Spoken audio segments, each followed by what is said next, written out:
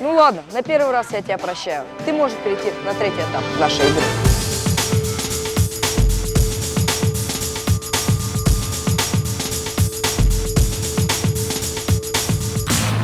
Аня, вот два моих помощника. Ты должна рассадить их в машину, при этом не нарушив правила. Ребята, сколько вам лет? 11. 10. Тогда вам нельзя сидеть на переднем сиденье, только на заднем. Садитесь. Нет. Садиться можно только со стороны обочины.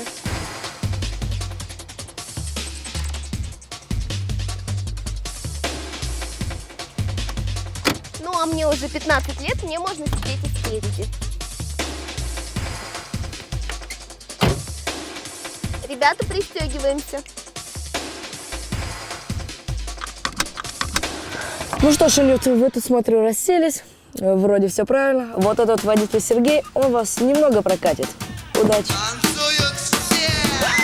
В автомобиле нельзя нажимать неизвестные те кнопки, кричать, пугать или отвлекать водителя во время движения.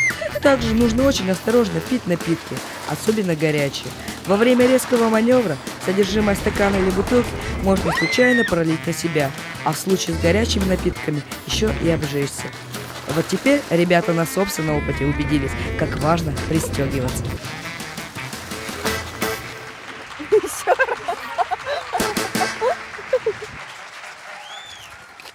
Теперь вы можете выйти из автомобиля, но, к сожалению, двери со стороны обочины заблокированы. Ань, подскажи ребятам, как нужно действовать в этой ситуации? Так, двери со стороны обочины заблокированы, следовательно, придется выходить со стороны дороги. Ребята, сперва нужно очень внимательно посмотреть вперед, посмотреть назад, оценить ситуацию на дороге и только тогда очень осторожно выходить из машины.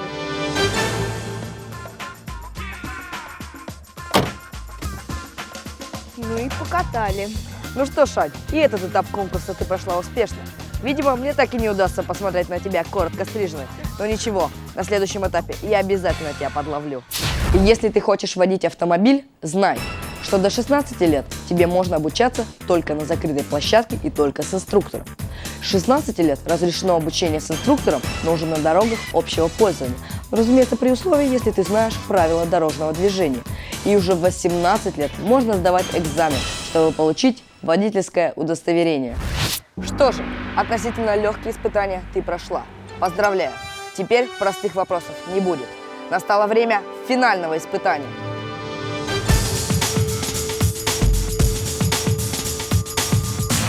Итак, вот тебе сотовый телефон, вот тебе мяч. И теперь, набирая смс-сообщение и играя в мяч, ты должна перейти через пешеходный переход. Ну, попробую.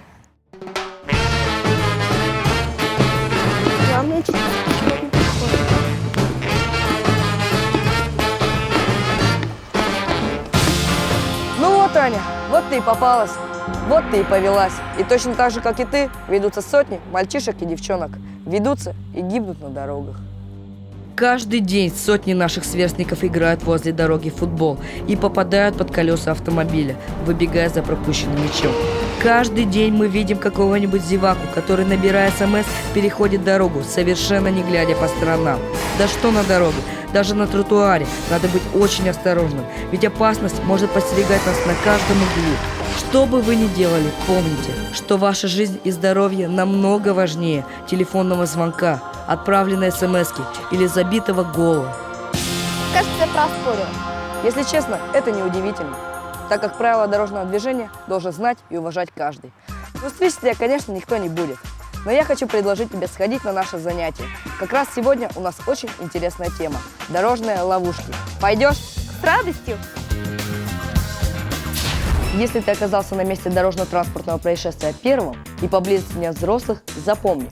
В первую очередь ты должен сообщить о случившемся в милицию по телефону 112 с мобильного или 02 с городского. А во-вторых, постарайся как можно скорее позвать взрослых. Не пытайся оказать медицинскую помощь самостоятельно. Ты не врач, поэтому, желая помочь, можно навредить пострадавшему.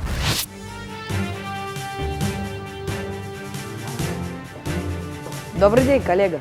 Добрый день. Ну что, как успехи? Успехи, в принципе, неплохи. Вот это Аня. Она прошла нашу игру. Причем прошла довольно неплохо. Но, разумеется, есть то, чего она не знает. И именно поэтому она пришла на наше занятие. Ну что же, присаживайтесь. Сегодня у нас очень интересная тема урока – дорожные ловушки. Итак, рассмотрим первую ситуацию. Дорожная ловушка на углу перекрестка.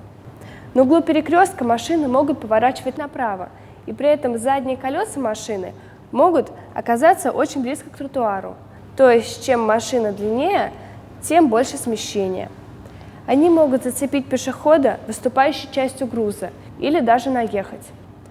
Пропустив машину, не надо сразу же двигаться вперед, так как грузовой, да и легковой автомобиль может вести за собой прицеп, и, поторопившись, ты шагнешь прямо на него.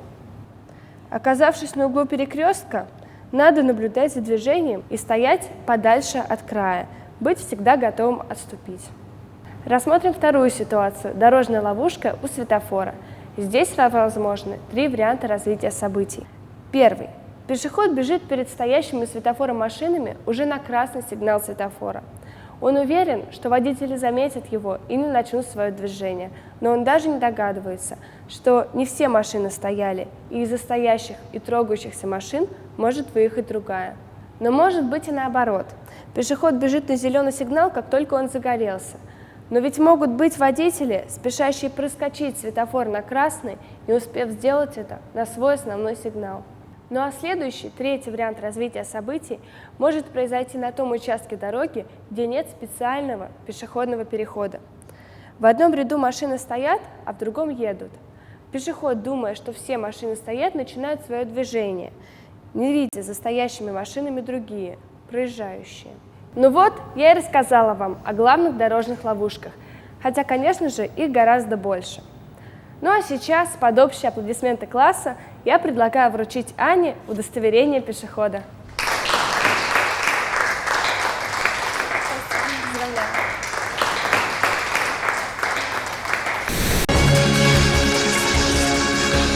И снова с нами на связи специальный корреспондент Анна Бритвина из Всероссийского детского центра «Орленок». Анна?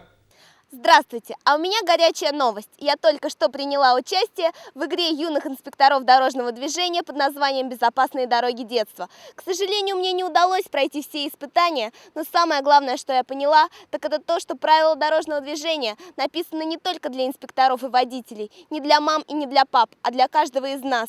Благодаря им нам удается сохранить самое ценное – жизнь. Да, кстати, спасибо Саше за то, что длина моих волос не изменилась. Всем удачи и пока! Спасибо, Анна. И оставайтесь на первом, ведь впереди так много интересного. Смотрите это кино, это говорю вам я.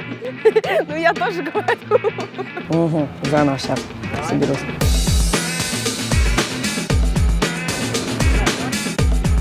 Я так не могу сказать, Анна, что вы делаете.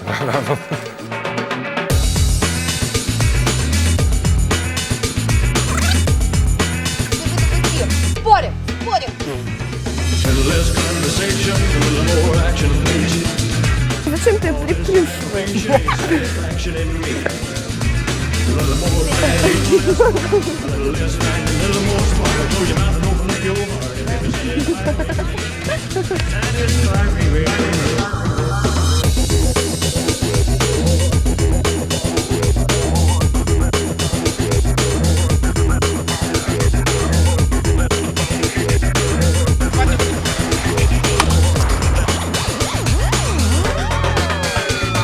Ты прошла еще один этап нашей игры. Можно еще раз? Ай, да я!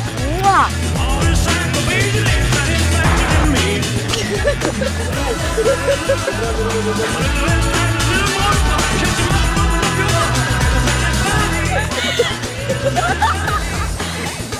Ну как тебе? Первым до звезд дотянуться. Я же без уха, да?